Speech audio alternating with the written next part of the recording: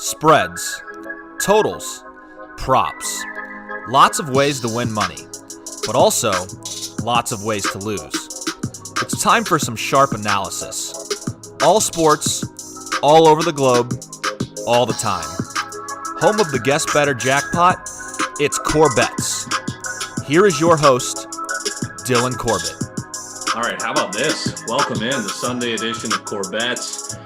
Working with two men in the studio, Matthew Ice, first time over at the Cribbo. Guess Bettor Sebastian Urban, like clockwork, on to day three yet again. Hope he's winning you some money back home. He's got another 3 plays. It's an NFL Sunday, jacked up about that. College hoops heavily in the Missouri Valley. And then we also have NBA. Bass declined my DK invitation for DraftKings after I've been slaughtering him all week. He'll get there, though. But let's get into our cards. Let's start here with college hoops, the guru. Matthew Ice absolutely killing it at a 60% clip. And you know the Valley like the back of your hand. I hope I do. So we got conference play starting today. Missouri State versus UNI. Missouri State +7 here. UNI without their best player, AJ Green, they probably win the game, but way too many points. SIU -8. They've been a real surprise early in the non-conference, covering, playing well. Marcus Domask is going to be a Missouri Valley first-team player. As a team, they're shooting 44% from three and 77% from the free throw line. That's extremely good. So I like them to win by double digits against Evansville. Loyola -15. Keep this one short and sweet. ISU stinks. They're 3-3, but they've beat 3 horrific teams, and like at least 2 of them were D3 teams. Loyola will be right at the top of the Valley all year. I think they get off to a good start today, win easily. Last one, surprising I'm doing this. Dylan mentioned it. I am fading Drake for the first time. They are 9-0 or 10-0 on the season. They've also covered every single game, 8-0, I believe, against the spread. I like Indiana State +3 here. Jake LaRavia is an extremely tough matchup for the Sycamores. I think they probably can squeak this game out, but regardless, it comes down to the final possession. So Indiana State +3. That's crazy. It's going to be a good game in the Valley. Only college basketball play for me, Loyola. I'm tailing that guy. Sebastian Urban, you're going to football here, and I always am wary when I see you bet on your favorite team, especially when that team is the Eagles. But you got to be loving Jalen Hurts, right? Yeah, Jalen Hurts has been incredible in the couple games we've started. I mean, the numbers don't lie. The offense just looks so much better with him under center, at least for this season. So yeah, one of my plays today will be the Eagles -3 against the Dallas Cowboys. Must-win game to stay alive for a playoff spot.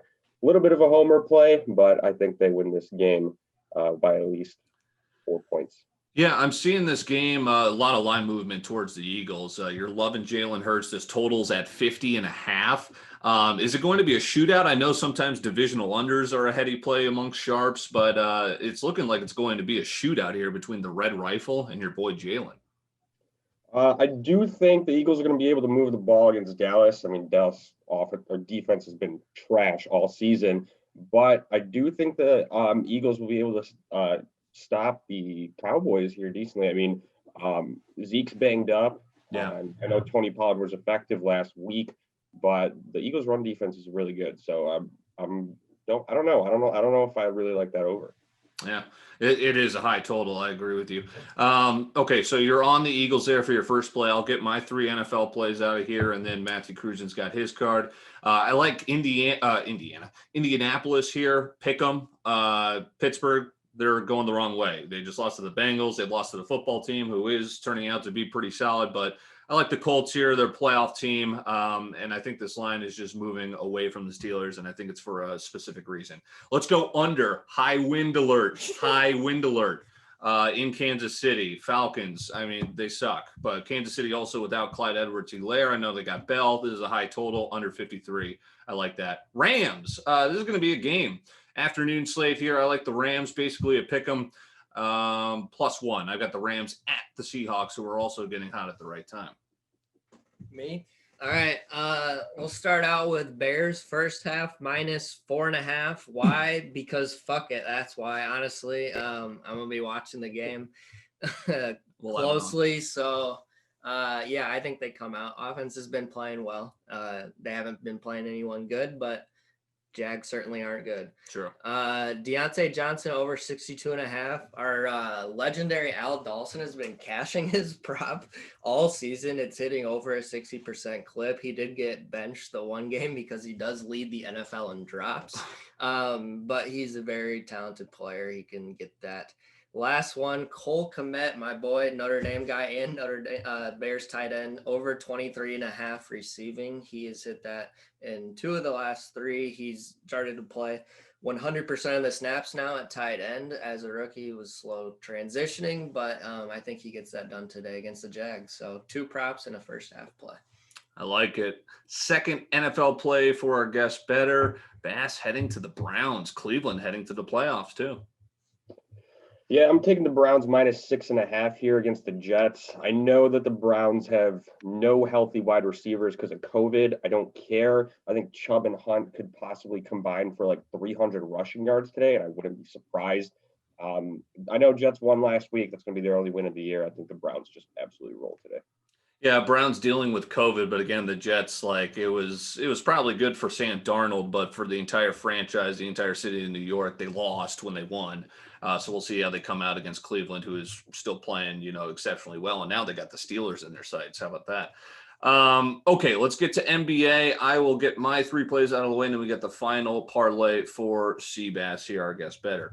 Couple of blowouts, short and sweet. Charlotte sucks. Brooklyn -10. Brooklyn's really good. I was on the Celtics on Christmas Day.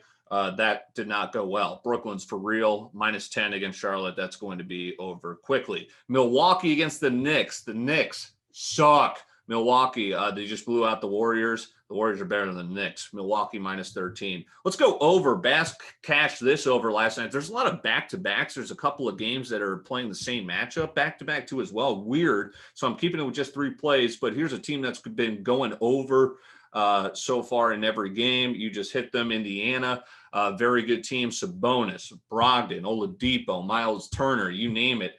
And they're going against the Celtics, a team that could fill it up as well. That's going to be a great game to watch. I kind of lean Indiana, but I'll just go with the total, over 221.5. Moneyline parlay, I love that. Let's finish this out, Bass. Yeah, so the first leg of it will be the Sixers against the Cavs. Cavs are coming off a win last night, but took 2 overtimes to get there. They're going to be tired, and the talent gap between those 2 teams is just too high. So I think the Sixers win that game. The second one, I'm also going to the Celtics Pacers game, but I'm choosing the Celtics to win this one. I'm just hoping for a nice little bounce back game from that embarrassment that was Christmas Day. Yeah, and catching their opponent off a back-to-back as well. Yeah, Sixers are really good. So, yeah, that's a good one there. Plus 140 on the Celtics Sixers parlay. All right, the first live showing. You guys like this setup? Matthew Cruzen, Dylan CorBET. That's our guest Bettor Sebastian Urban. Let's have some Busch lattes. Let's have a little fun on an action-packed Sunday. And, of course, let's cash.